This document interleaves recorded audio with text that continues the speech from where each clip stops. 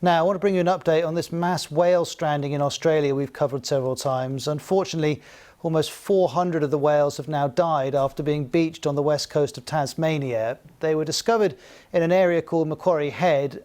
These latest pictures are upsetting. You can see hundreds of dead pilot whales, and it's thought one of these whales led the pod into shallow waters and then they got stuck. The first rescuers counted 270 of them on Monday. They discovered another 200 dead whales a day later. The better news is 50 have been saved, 30 are still stranded, and rescuers are trying to use slings to help pull them off these sandbanks. If they can do that, then they can refloat the whales and guide them back to deeper water. Needless to say, that is slow, hard work. These whales are up to 7 metres long and they weigh nearly 3 tonnes.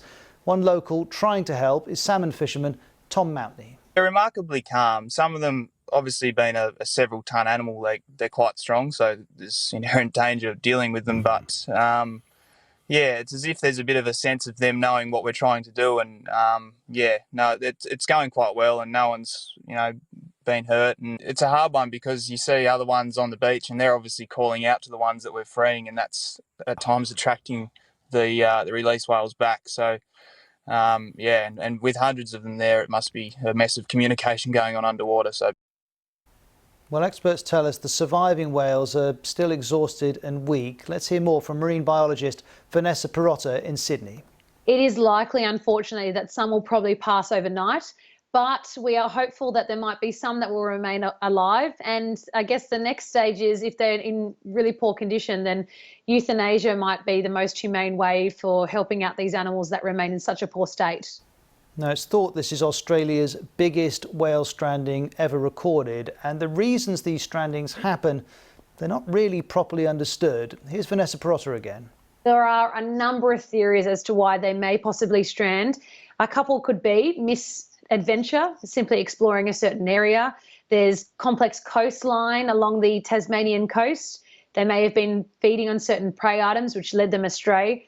Or some other theories could include individuals that were of ill health and led the population, or at least the pod rather, into a situation that was not very ideal.